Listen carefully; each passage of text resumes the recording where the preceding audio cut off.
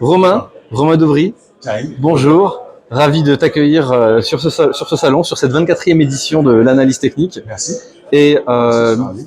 écoute, on va commencer peut-être par... moi, on m'entend pas bien? Ah, bon. On va échanger le micro, hein. On va se le repasser. Ok. Ça te va? Ça me met magnifique. Ok. Voilà, on va se repasser le micro, ça ira mieux comme ça. Alors Romain, ce que je vais faire, c'est que je vais te laisser le micro du coup pour que tu puisses te présenter un petit peu qui tu es, ton parcours, Ok. ce que tu as fait, ce que tu fais aujourd'hui depuis, depuis tes débuts dans le trading. Ok. Allez. Très bien. Alors, mes débuts, c'est pas toujours été le trading, c'était la bourse depuis longtemps. J'ai fait mes premiers stages en 94 ou 15 en bourse. D'accord. Et puis j'ai hésité un peu avec les marchés boursiers et puis j'y suis revenu en 99 au début, enfin, au développement de la bourse par internet. Il y avait en 99 15 courtiers en ligne et en 2000 il y en avait 45 en France. Et puis en 2006 ou 2007 il y en avait plus 3 ou 4 gros en France. Et donc j'y suis resté et j'étais à l'origine chez Wardy, qui est devenu Fidera Wardy. Fidera Wardy a rendu son activité bourse à Bourse Direct en 2006. Et donc moi, depuis 2002, j'étais négociateur sur les marchés dérivés, donc d'options et de futurs. Les ordres n'étaient pas routés à l'époque, on le faisait par téléphone. Et donc on achetait ou on vendait les futurs ou les options pour les clients à leur demande par téléphone. Donc c'était assez intéressant, assez amusant. C'était du bon stress en fait, mais il fallait aller assez vite. C'était le principe de la criée mais au téléphone. Donc on avait ce qu'on appelle des boîtes, des lignes directes avec nos clients et on avait des market makers, des teneurs de marché. Et on négociait directement avec eux pour le compte de nos clients en essayant de leur trouver les meilleurs prix possibles sur ces marchés. Puis en 2006, donc on a intégré Bourse Direct le 7 août 2006. Donc l'activité sur les marchés dérivés, sur les options et les futurs, a été routée en ligne. Donc on a fait plus à ce moment-là un travail toujours commercial, toujours de suivi, avec une petite activité au téléphone, mais qui a rapidement diminué, puisque les clients pouvaient traiter directement par Internet. Et de là, on a développé donc cette activité sur les options et les futurs. Et puis moi, je suis revenu ensuite à mes premiers amours, qui étaient l'analyse technique et l'analyse graphique. Et j'ai passé le CFTI, donc diplôme de la Fédération internationale d'analyse technique, pour bien formaliser mon travail d'analyse et essayer d'avoir une vraie méthode et des critères bien précis dans l'analyse technique, qui est une discipline qui est passionnante, qui fonctionne extrêmement bien, qui en revanche, comme elle semble facile d'accès, est un peu souvent simplifiée ou galvaudée et qui répond pourtant à des critères bien précis. Donc c'est le CFTI, le premier niveau c'est le QCM, c'est assez scolaire et simple comme niveau. Le deuxième c'est CFTI 2, c'est un peu plus technique et c'est de l'ordre du réflexe. Et c'est un diplôme qui est hyper enrichissant. Et de là, j'ai eu la chance d'intégrer le service info d'experts. Ça l'arsène si je parle trop fort. C'est ça. Là, ça va. Après, n'hésitez pas à vous rapprocher, hein. Il y a de la place devant. Et donc, j'ai intégré le service d'analyse de Bourse Direct en 2014. D'accord. Qui s'appelle Info d'experts, qui est un service dans lequel on propose des recommandations. On anime 2 portefeuilles. Il y a un portefeuille investisseur de moyen à long terme et puis un portefeuille dynamique, qui est un portefeuille sur lequel on fait des stratégies plus spéculatives qui s'adressent à des opérateurs plus aguerris. Le principe, c'est que nos clients suivent à peu près l'ensemble de nos recommandations et qu'on essaie de surperformer le marché. On a créé aussi en parallèle une petite activité de trading sur le futur qu'on anime en plus du reste parce qu'on fait pas mal de choses. Il y a le métier de broker, il y a le métier d'analyse, il y a la partie média et donc tout ça prend pas mal de temps. Et donc d'essayer de compléter, donc on fait aussi un peu de trading sur les futurs. Le principe de ce service, c'est qu'on envoie par SMS et par email des recommandations et on donne accès à nos abonnés à un portefeuille qui est disponible en ligne sur lequel ils peuvent suivre la composition du portefeuille et puis les différentes opérations qu'on a proposées. On fonctionne toujours avec un point d'entrée, avec un prix d'entrée, un stop et puis une prise de bénéfice. c'est notre méthode. Certains disent qu'ils préfèrent fonctionner sans stop. Nous, on fait systématiquement comme ça.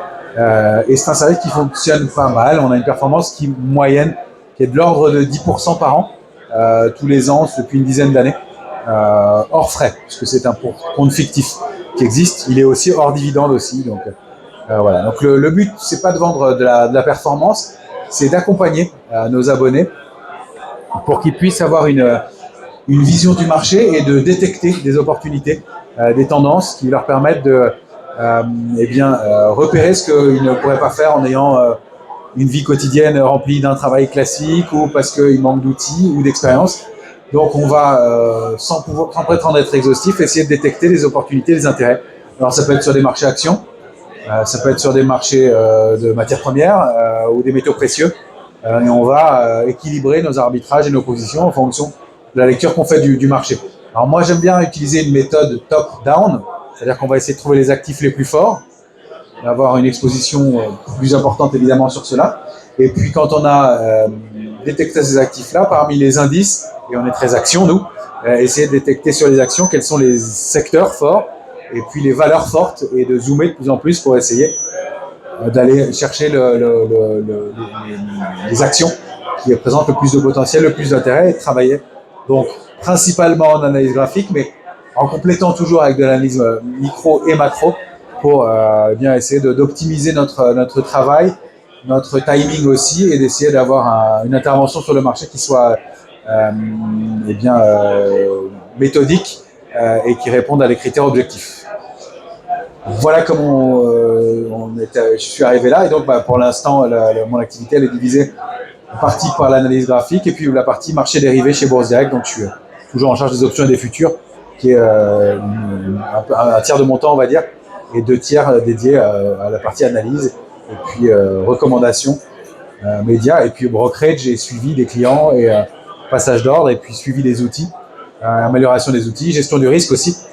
Puisqu'on travaille sur options et futurs et que ça nécessite un suivi et une gestion du risque, bien entendu, puis de l'évolution de tous ces outils-là au fur et à mesure. Donc pas mal de choses et des missions assez polyvalentes. Ça marche. Deuxième question. Je vous en prie, allez-y. Le portefeuille expert, c'est ça. Je reçois de temps en temps une information sur un achat, mais je n'ai pas la vue sur le portefeuille. Non, parce que... Je te laisse répondre. Merci.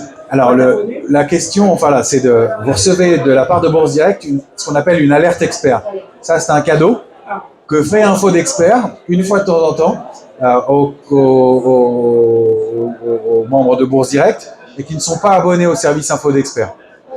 Les abonnés reçoivent l'ensemble de leurs recommandations. Donc là, vous recevez juste une alerte avec une valeur qui nous intéresse, un point d'entrée, un ordre stop et un objectif. Et on ne fait pas le suivi de cette recommandation-là. On vous laisse libre de l'appliquer, bien entendu, et de l'ajuster. Alors qu'avec le portefeuille Info d'Expert, c'est le même principe, mais on le fait aussi avec un SMS et on fait le suivi.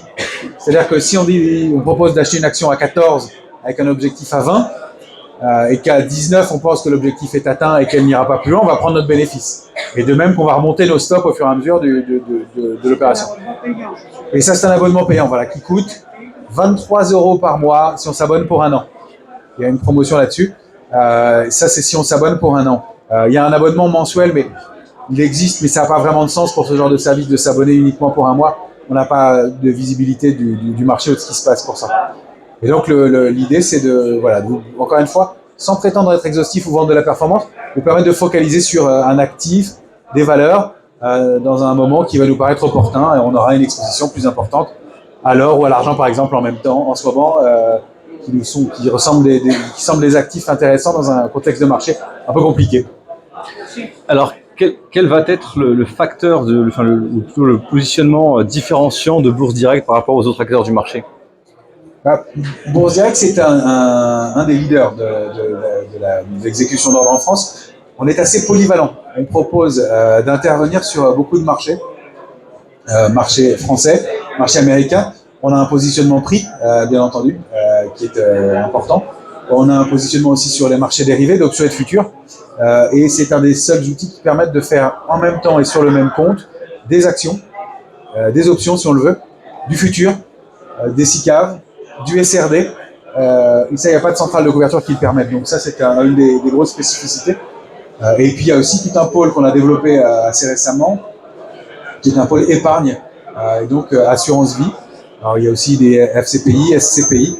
Donc on est assez ouvert dans la gamme des produits. On a des partenariats aussi avec IG pour les CFD.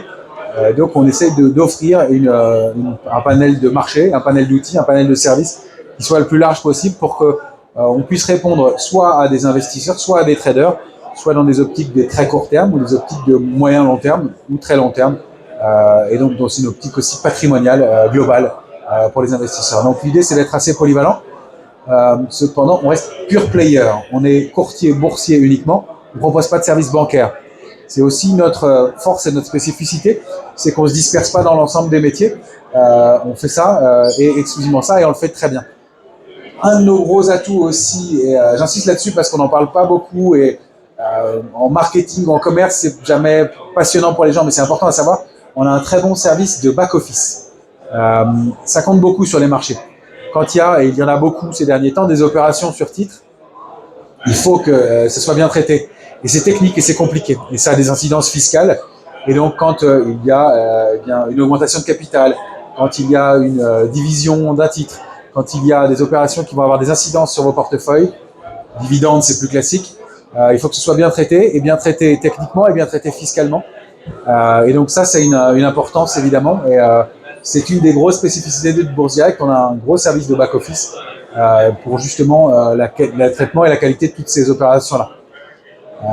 Et puis, on a aussi, en plus de ça, tout ce contenu et d'outils d'aide à la décision qui sont des outils pour aider les opérateurs qui veulent gérer leur patrimoine de façon autonome sur les marchés. Alors, question suivante, c'est quels sont les projets d'avenir finalement de Bourse Direct dans un horizon 5, 10 ans C'est de continuer à développer ces projets-là. Alors, il y a des choses qui sont plus ou moins affichées pour l'instant, de développer toujours des outils, du contenu, des outils d'aide à la décision, bien entendu, d'harmoniser aussi ces outils et ces différents comptes. C'est difficile de tout faire sur les mêmes portefeuilles, et donc d'avoir une offre qui soit assez globale. Après, il y a des projets qui viendront par la suite, d'améliorer les systèmes. Il faut comprendre que le métier de courtier, c'est pas uniquement une interface et d'attendre et de recevoir un ordre et puis de l'envoyer. Il y a en fait derrière une gestion du risque, une centrale de couverture qui est là pour bien canaliser l'ordre du client, vérifier qu'il corresponde à son profil. On a un gros devoir de contrôle des connaissances du client, de contrôle de l'adaptation des produits au client.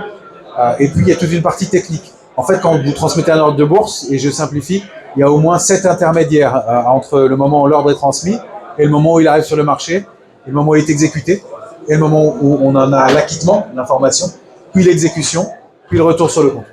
Et donc tout ça, ce sont des outils qui, mis bout à bout, font que le système fonctionne et vous offre une interface harmonisée avec le suivi de vos comptes, les avis d'opérer, etc. Et donc ça, c'est un élément qui était important, et c'est fait partie de ces éléments-là qu'on essaye d'améliorer en permanence.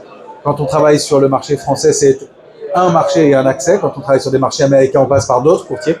Et tout ça, ça nécessite des chambres de compensation qui vont enregistrer ces opérations-là. Ces opérations, elles sont ensuite mises à jour sur les portefeuilles.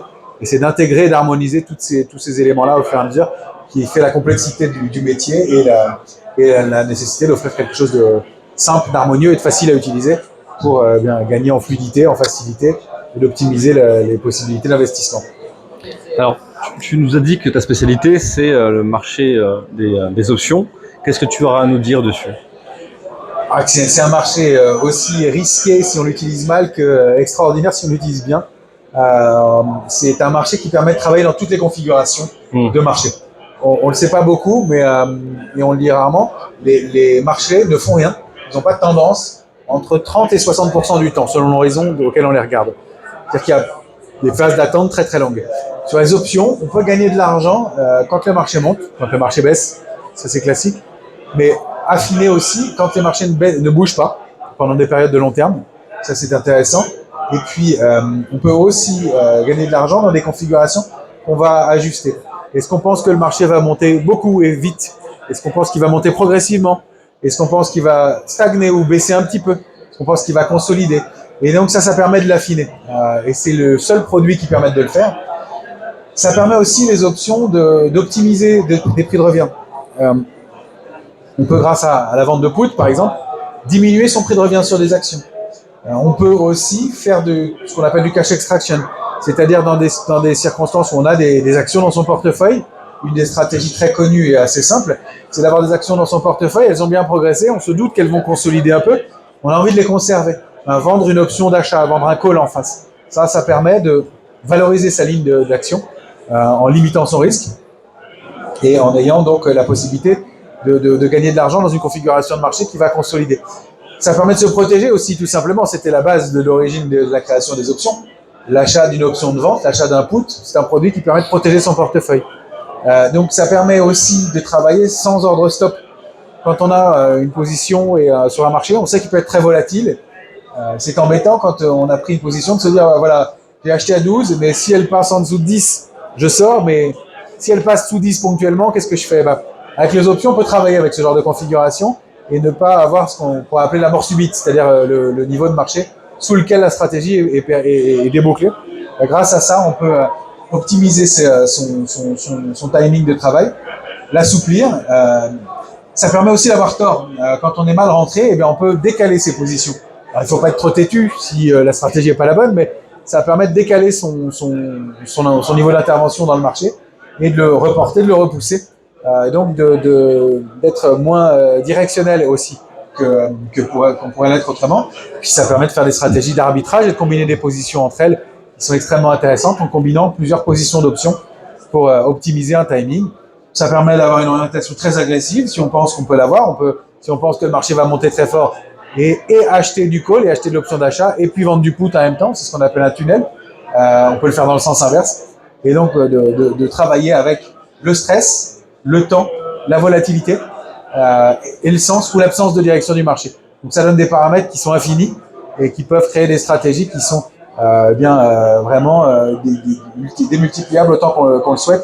Donc de faire des choses très fines et moins être à la main des marchés que ce qu'on pourrait l'avoir avec un investissement directionnel traditionnel. D'ailleurs, il y a énormément et la grosse majorité des institutionnels qui vont utiliser ces marchés d'options pour avoir des stratégies construites avec un ratio risque-rendement qui est mesuré dès l'origine, dès la prise de position, plutôt que de laisser les aléas. Voilà notamment ce qu'on peut faire avec les options. Ça marche. Est-ce que tu aurais quelques mots à nous dire sur la crise bancaire qui a un peu secoué le monde ces dernières semaines? On partait d'un marché qui a pris les opérateurs beaucoup à contre-pied. Et en général, ce sont ce qu'on appelle les grosses mains, les gros acteurs du marché qui vont construire la hausse du marché. Et la hausse qui s'est produite du mois de septembre à janvier dernier, elle a un peu surpris les gros opérateurs parce que le contexte était vraiment négatif globalement. Mais on est parti d'un extrême de pessimisme et puis avec des positions vendeuses assez importantes. Et là, on considère que ce sont plutôt des mains faibles qui ont alimenté cette hausse et contraint des opérateurs institutionnels à déboucler leurs positions. On a eu cette information-là il y a quelques semaines avec un retour à la moyenne sur des positions short il y a un mois et demi, 2 mois. Et donc des grosses mains du marché qui se sont retrouvées un peu contraints. Donc, des liquidités dans le marché et des opérateurs et des gros acteurs sous-investis. Je vais répondre à la question, mais il fallait recontextualiser. Le marché n'arrivait dans ce contexte-là pas à baisser. Parce que quand on prend 30% en 4 mois sur des indices, tout le monde n'a pas pu rentrer. Et quand on sait que c'est sur fond de contre-pied, pour la part de gros opérateurs, beaucoup veulent que le marché retrace pour rentrer. Il n'y a pas d'élément qui permettait au marché de baisser. Et on l'a vu de mi-janvier à mi-février, le marché n'a pas consolidé, à mi-mars même, le marché n'a pas baissé. Et il fallait un événement très fort pour que le marché baisse. La crise bancaire, et j'y viens, a été cet élément, ce déclencheur-là. Maintenant, pour l'instant, l'intervention des banques centrales est suffisamment importante et significative pour canaliser ces feux-là. Mais ça a déstabilisé le marché. Donc, selon nous, ça offre des opportunités et en tout cas, ce qu'on appelle un ratio risque-rendement intéressant. Moi, je fixe ce critère un peu simpliste, mais au moins qui permet d'avoir des niveaux au-delà de 3810 points sur le S&P. Alors, pas sur une clôture, mais tant qu'on réussit à clôturer au-delà de 3810 points sur le S&P, c'est un niveau d'alerte, mais manifestement depuis 5 mois, il y a des acteurs qui, à chaque fois qu'on revient dans cette zone 3810, 3956 sur le S&P, entrent dans le marché. Donc, elle ne semble pas inquiéter outre mesure les acteurs du marché. Maintenant, ce qu'il en adviendra, je ne sais rien. Ça semble être canalisé, ça ne ressemble pas à ce qu'on a connu en 2008, loin de là. Ce n'était pas du tout le même comportement, pas la même époque, pas le même contexte. On a aujourd'hui de l'expérience. Reste que c'est un élément de crise de confiance. Et si les banquiers centraux réussissent à canaliser et à faire en sorte que cette confiance reste, manifestement, on réussira à sortir par le haut de cette crise et ce sera une opportunité. Si, et c'est ça qui est difficile à détecter, pour l'instant, on n'en a pas les signes, mais si les opérateurs se mettent à paniquer ou à exploiter ce mouvement pour prendre des stratégies baissières, ça peut dégénérer et créer un système, un mouvement de baisse plus important. Ça ne semble pas être le cas pour l'instant, mais on ne peut jamais exclure un scénario sur les marchés. On n'est pas formel sur la façon d'aborder les choses. Pour nous, ça ne ressemble pas à ce qui s'est passé en 2008. C'est beaucoup plus canalisé. C'est à prendre au sérieux. C'est ce qui fait que le marché est dans le doute en ce moment et qu'il y a peu d'intérêt. On l'a constaté notamment du côté des marchés dérivés, où il y a moins d'options, moins de futurs ouverts depuis quelques semaines, parce que les opérateurs attendent et sont un peu attentistes. Il pourrait y avoir probablement des répliques et du stress lié à des annonces sur le secteur bancaire. Ce qu'on en sait aussi, c'est que les acteurs en question sont des acteurs identifiés, qui sont identifiés depuis longtemps, qui ne sont pas des éléments nouveaux. Alors SVB peut-être moins que les autres, mais Deutsche Bank ou Crédit Suisse sont des acteurs qui sont sous surveillance depuis quelques temps. Et même si on revoit le spectre de la crise bancaire de 2008, on n'a pas l'effet de surprise de l'époque. Maintenant, il y avait des articles qui en 2008 disaient que Lehman Brothers était solide et qu'elle passerait outre la crise. Donc je ne veux pas toujours garder un élément de prudence dans le marché et un bémol sur des discours qu'on peut avoir. Maintenant, ça y ressemble pas, mais tout ça tient à des questions de confiance sur le marché. Et si je veux aller un petit peu plus loin, je ferai un parallèle avec le comportement qu'ont eu les marchés pendant la crise Covid. Et là, j'y ai vu quelque chose de très fort parce que le marché s'est mis à baisser de façon technique parce qu'il y avait des positions spéculatives baissières aussi. Et j'ai vu un comportement très fort et des opérateurs qui continuaient à travailler à la baisse malgré l'intervention des banques centrales. Et donc, il y avait de la spéculation. Je ne pense pas qu'il y ait eu de la défiance, mais on ne peut pas exclure un mouvement d'emballement à un moment ou à un autre. Et on a un peu oublié la force et la brutalité de ce mouvement-là. Et si on faisait un sondage et si on demandait de combien les marchés avaient baissé entre février et mars 2020, on dirait combien? Et voilà. On dit 25-30%. Les marchés, ils ont baissé de 40% à ce moment-là. 40%, c'est beaucoup. Et c'est en 2 mois.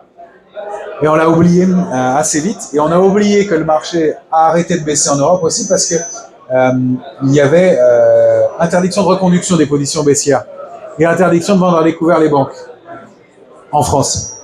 On l'a oublié aussi. Donc ça a bloqué un peu ça. Mais on a vu un comportement très brutal sur le marché et je reste marqué par ce comportement très spéculatif baissier et cette crise que pourrait déclencher un mouvement spéculatif fort par la suite. Je ne pense pas qu'on en a les conditions actuellement, mais voilà une petite parenthèse de comportement de marché qui était à prendre en compte à mon avis pour les années qui viennent dans ce qui est capable de faire la spéculation un peu excessive. Bien sûr. Alors, oui, c'est le moment des questions, donc allez-y, on vous écoute. Savoir si c'est le moment de prendre des protections, parce que ça ne va pas monter. Alors, je reformule la question, est-ce que c'est le moment de prendre des protections?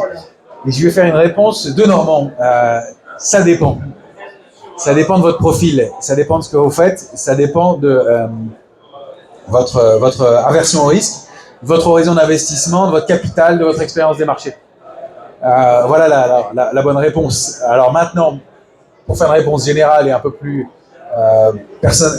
plus impliquée, nous pensons, et je l'ai dit un peu en début d'interview, que tant qu'on est au-dessus de 3800 points sur le S&P, c'est un niveau d'entrée qui a du potentiel sur les marchés. Sous ce niveau-là, en clôture hebdomadaire notamment, on sera beaucoup plus inquiet. Et là, on considérera que le marché peut baisser. Il suivra probablement ce qu'il en est. Il a bien sûr performé, mais pour l'instant, nous, on pense que c'est plutôt une période pour propice à l'exposition. Ça ne veut pas dire qu'on ne changera pas notre fusil d'épaule en fonction du comportement. Ce qu'on mesure avec les options aussi, c'est le sentiment. Et le sentiment, pour l'instant, il reste sceptique. Il a été très pessimiste en septembre-octobre. Il reste sceptique, voire prudent. Donc, il y a encore de la part de la majorité des opérateurs des liquidités. Et donc ça fait que quand on est tout en haut de marché, qu'on est monté très vite, qu'il n'y a plus de liquidité et que tout le monde pense que ça va encore monter et qu'il n'y a pas de protection dans les portefeuilles, on est dans des circonstances de risque. Là, les curseurs le sont moins parce qu'on est monté assez vite, oui. Mais comme je vous le disais, il y a encore des liquidités. On le sait, des grosses mains qui n'étaient pas investies. On sait que les portefeuilles sont couverts, donc il y a toujours du scepticisme au moins. Et on voit qu'il y a des indices qui résistent assez bien sur les niveaux qui semblent être des niveaux d'accumulation. Et donc, si on déborde 4130 points, 132 points sur le S&P, possibilité d'accélération haussière et d'un marché haussier qui pourrait se développer pour aller former une phase cette fois-ci plus consensuelle, plus d'optimisme. Donc nous, on le lit comme ça pour l'instant, avec encore une fois un ratio risque-rendement qui semble intéressant sur les niveaux actuels et tous les bémols. Mais si on a une optique différente, voilà, on peut décider de se couvrir alors que les indices ont pris 30% en 3 mois et d'espérer avoir des points d'entrée plus importants. Nous, on a plutôt fait un peu de liquidité et on cherche des opportunités en ce moment. Est-ce qu'il y a d'autres questions? Vous avez commencé à racheter des banques? Oui, on l'a fait. On l'a fait sur certaines banques pour petites positions et dans une optique voilà, de dynamique, en considérant que sur certains dossiers, il y a encore une fois toujours un ratio risque-rendement intéressant. C'est une mécanique assez simple, c'est que si le marché baisse, le secteur bancaire baissera et l'ensemble du marché va baisser. Les points d'entrée sur le secteur bancaire, qui n'est pas très cher en Europe en ce moment, comme le secteur automobile par exemple, font qu'il y a des points d'entrée. Alors la cherté du marché nous intéresse pas beaucoup, c'est pas un critère qu'on regarde beaucoup, même si on le prend en compte en plus, parce que c'est pas ce qui fait réagir les opérateurs. Ce qui fait réagir les opérateurs, c'est le trend, la tendance. Et le secteur bancaire, de septembre à la crise bancaire, si on le regarde sous forme de panier en Europe, il avait pris presque 180%. Ça veut dire qu'il y a des grosses mains qui s'y intéressent, ça veut dire que c'est un secteur fort en ce moment. Donc, un retracement et des doutes, ça va probablement mettre un coup d'arrêt dans une tendance très forte. Ça crée quelques opportunités. Encore une fois, c'est propre au profil de chacun, mais ça offre aussi du rendement. Et dans un marché un peu incertain, c'est pas mal. Et on se dit que si ça va mieux et si le marché repart, le secteur bancaire sera un des moteurs dans lequel les indices pourront repartir. Donc, ça fait partie d'une de nos allocations qu'on considère un peu sportive, clairement. Ah oui, très clairement. Et très clairement. C'est pas la grosse partie de nos allocations, mais à titre spéculatif, on le fait aujourd'hui. Et encore une fois, c'est propre à chaque investisseur et chaque profil de banque de regarder ce qu'il peut en être. Pour ma part, j'aurais attendu les conclusions des perquisitions qui sont en cours. Je ne sais pas pour vous en ce moment auprès des banques. Voilà, ça peut être un critère aussi. C'est ça. Encore une fois, on travaille avec des points d'entrée, des points de sortie, des niveaux de stock et ce qu'on appelle un money management. Ça veut dire qu'on a un ratio risque-rendement et une part d'exposition dont on sait qu'elle ne va pas affecter le capital et la prise de risque outre un certain niveau. Donc, on accepte ce risque-là dans une mesure et on est réactif puisqu'on est devant les marchés régulièrement et on est capable de se désinvestir rapidement en acceptant une part de perte, bien sûr, et toujours avec ce ratio risque-rendement. Pas la grosse majorité de notre investissement. Notre investissement, il est plus basé sur une partie technologique très ciblée, parce que la technologie dans l'ensemble, je pense que c'est quelque chose qui est en train de se diversifier énormément. La technologie, comme il y a 20 ans, c'est plus la même chose, ça évolue. Il y a des technologies nouvelles. Déjà, il y a la value, globalement. On parlait de l'automobile. On aime bien aussi des valeurs qui, on pense, vont être des acteurs majeurs de la transition énergétique. Donc, je vais un peu plus loin dans la stratégie, mais des valeurs comme Michelin, ça peut paraître incongru, mais c'est un acteur de la transition énergétique. Des valeurs comme Schneider Electric, ça paraît plus visible. Il y a des valeurs qui peuvent paraître moins sexy, mais dont on est sûr aussi, c'est des valeurs comme Air Liquide. Non pas que ce soit bon père de famille et qu'on soit sûr, mais dans un contexte incertain, c'est pas mal. Il y a du rendement.